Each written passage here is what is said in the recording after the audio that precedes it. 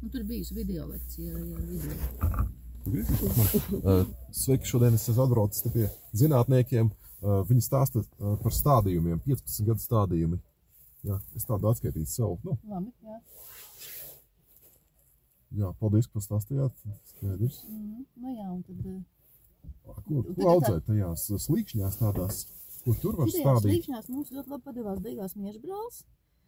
Smuki arī ar nevis ar parastu īso spraudeni, bet ar garu spraudeni, tā kā slotas kā iesprauž zemē, papels. Viņām pārdod arī tāds garos spraudeņus. Viņas saucās garie spraudeņi, angliski saka rods. Viņam patīk, ka viņa dziļāk sakni iebāž iekšā? Viņi iebāž reāli tā kā slotas kā iekbāž augsnē, un tad viņam augšā veidojas tas vainags. Un līdz ar to viņam nav tik ļoti tā, ka viņš nezālēs var ieaugt un tās zāles viņu var novākt. Un te, ka tur tālāk uz priekšu jau var redzēt, šitā te, tur ir tādi zeltaini vainadziņi, aiz tie lielajiem kokiem tādi zeltaini vainadziņi. Un tie ir tādi, kas ir sastādīti ar tiem mietiem. Un tad pēc tam... Un ko ar viņiem dara, kad viņi sasniedz savu briedumu? Itāļi taisa finīri. Viņi griež finīri. Finierēšanai, tehniskajiem finīriem, visādiem, visu kaut kam. Mums arī var nopirkt papildus finīri vai veikalos, tikai nav vietējais. Un viņiem ir tik silts, ka viņi rušina apakšā, viņi audzēja kā kultūra augu. Viņi rušina, viņi to finieru koku var dabūt 5 līdz 10 gados. Atkarībā no augstas auglī. Jā, tā viņiem tur ir. Bet viņiem ir par 2 mēnešiem gandrīz garāks laiks, kad viņi ir augt. Līdz ar to tur arī sasumējas. Pie mums, redzēt, tādi ir 15 gadi, redzēt kā ir. Nav tik ļoti kā būtu gribējies. Un tā. Un tad šitiem te tagad bišķi vēlāk, tad varēs... Tie tieši brangi sanāk šiem te tādi. Viņiem bija jābūt daudz brangākiem. Vēl platākiem, jā. Te ir, viņiem laikam tomēr ir bišku pa vēsu. Un vēl viņi dabūja mušas galotnē, kas mums sabojāja galotnes pumpuru, un viņi sāk par daudz zaroties. Un te viņus var redzēt, ka viņi ir atzaroti, tur tās visas brūcības. Jā, var redzēt, ka tur ir atzaroti, jā. Un mums tā saimniekošana arī, viņi, tad ir projekts, nav projekts, kad ir projekts, ir darbinieki, ir laiks, mēs izdaram, nav projekta, nav laika, neizdaram. Un mēs bišķiņ pa vēl atzarojām, vajadzēja drusku ātrāk varbūt, bet tad arī tas augšējais vainags nebija tik liels un likās, ka būs varbūt pa skarbu.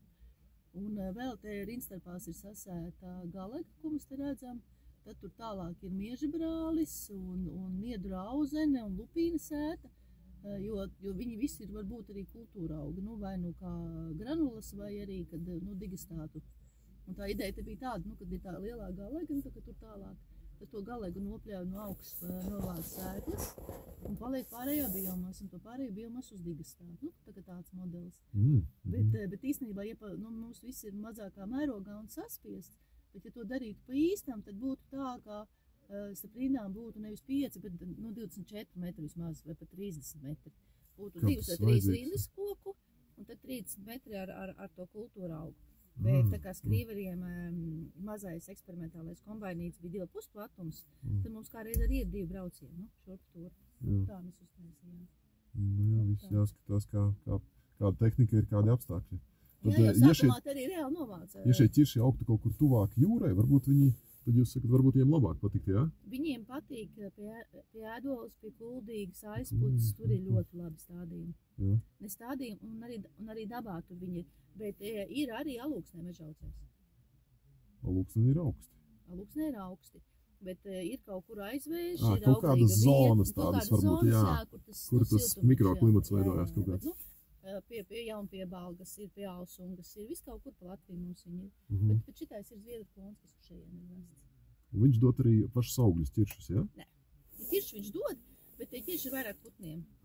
Jā, viņi tādi, maziņi, tāda naga lielumā var būt un tas ir tikai koks, ne vairāk kaut kādus mēbels varbūt ražo viņi? Viņiem ir tā doma, ka mēbels ražos, bet to mudrīt to izstāstīs. Labi, skaidrs, jā.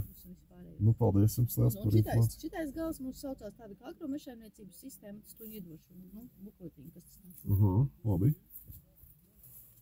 Jauki.